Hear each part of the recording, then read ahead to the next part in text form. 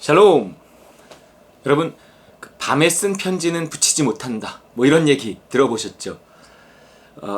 뭔가 이렇게 내가 책상 앞에서 막 생각하고 막 이렇게 감상적으로 썼어. 근데 정작 붙이려고 보니까 다시 읽어보면 못 붙입니다. 아침에 보면 못 붙이는 거죠. 그런 것처럼 뭔가 내가 책상 머리에 앉아서 책을 보면서 막 유튜브 보면서 그래 그 왜 동기부여 영상 뭐 이런 거 있잖아요. 그런 거 보면 막 그 나이키 just do it 뭐 이런 것처럼 일단 해 뭐 이런 거 있잖아요. 실패해 막 이런 거 있어요.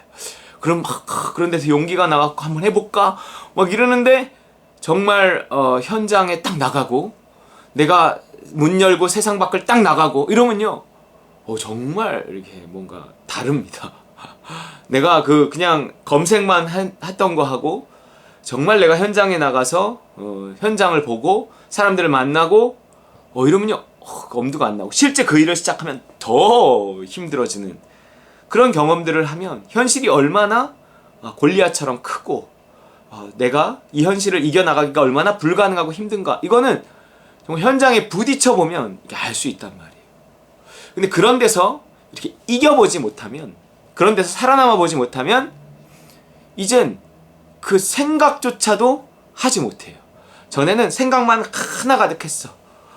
할 수 있을 것 같았어. 그래서 나가서 한번 도전해 봤어. 어떻게. 근데 깜짝 놀라고 뭐 실패하고 망하고 이러고 주저앉았어. 그러면 그 다음에는 이제 히키코모리 되는 거죠. 집 밖을 나오지 못하는 겁니다. 세상이 너무 무서운 거예요. 그러니까 뭔가 새로운 도전을 해보지 못하게 되는 겁니다. 그러니까 뭔가 우리가 이상과 현실 사이의 괴리라 그러잖아요. 우리가 이렇게 머릿속으로 생각하던 것과 현실과는 많이 다르다는 거예요.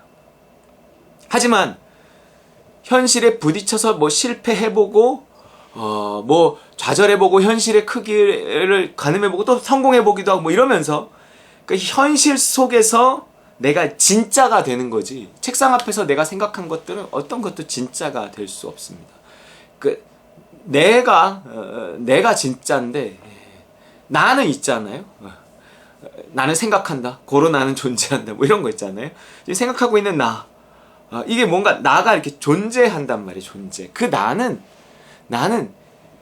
이 뭐 이렇게 책 보고 있을 때 만들어진다기보다 뭐 그럴 때 어떤 생각이 형성되고 뭐 사고가 형성되고 뭐 그럴 수 있겠죠. 하지만 진짜 이 나라는 것은 현장 속에서 이렇게 생겨나고 이렇게 만들어진다는 거예요. 그러니까 어떤 우리의 현장이 없으면 나는 나를 알 수도 없고요. 나는 나로 만들어지지도 않습니다. 이 야고보서는 행함을 강조하는데 1장 25절, 자유롭게 하는 온전한 율법을 들여다보고 있는 자는 듣고 잊어버리는 자가 아니요 실천하는 자니 이 사람은 그 행하는 일에 복을 받으리라 그랬어요. 신앙이라는 것도요, 내가 이렇게 막 설교 말씀 들었을 때 어떤 걸 각오하는 그거는 나가 아니라는 거예요.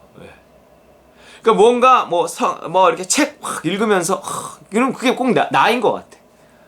나는 뭐 설교를 하다 보면 그게 내가 이미 그 수준에 이른 것 같아. No! 그러지 않습니다.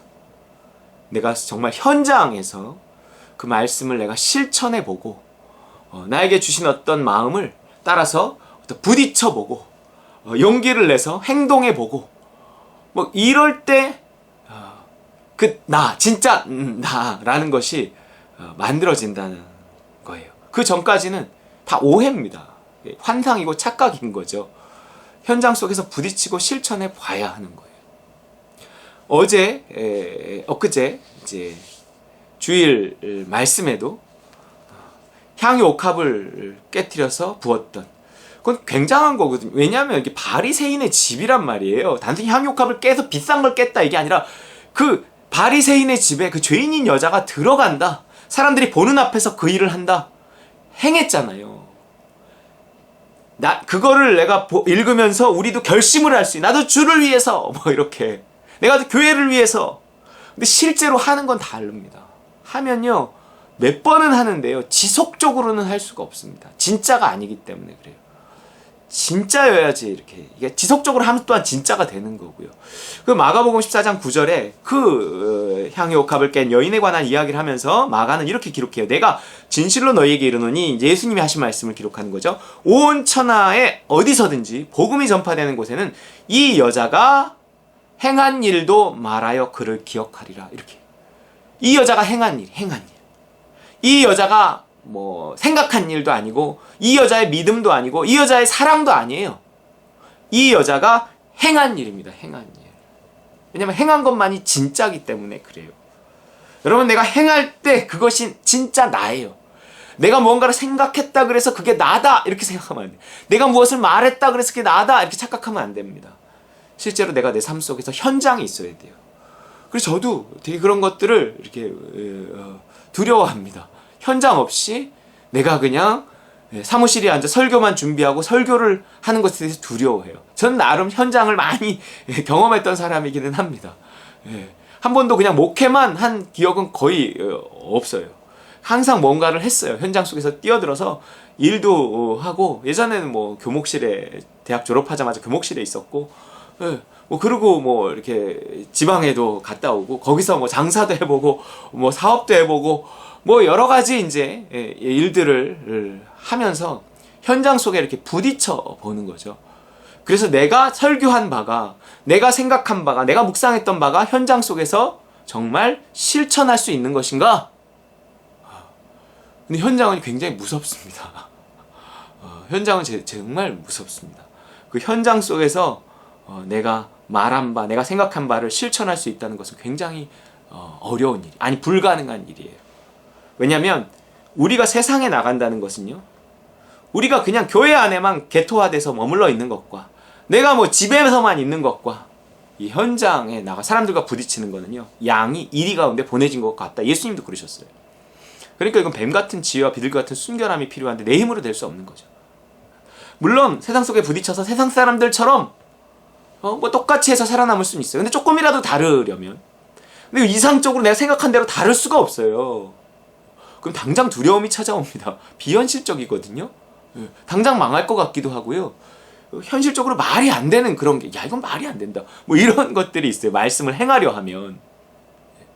그렇기 때문에 그 현장 속에서 내가 끊임없이 하나님과 교통하면서 하나님께 물으면서 선악의 판단을 내려놓고, 어떤 것도 함부로 선이다 악이다 뭐 이상적으로 내가 뭐 장사를 하면서 뭐 알바생들에게 이렇게 해주고, 내가 고용하는 사람들은 정말 그 장사하는 곳이 뭐 천국같이 뭐, 아이고 이게 쉽지 않습니다.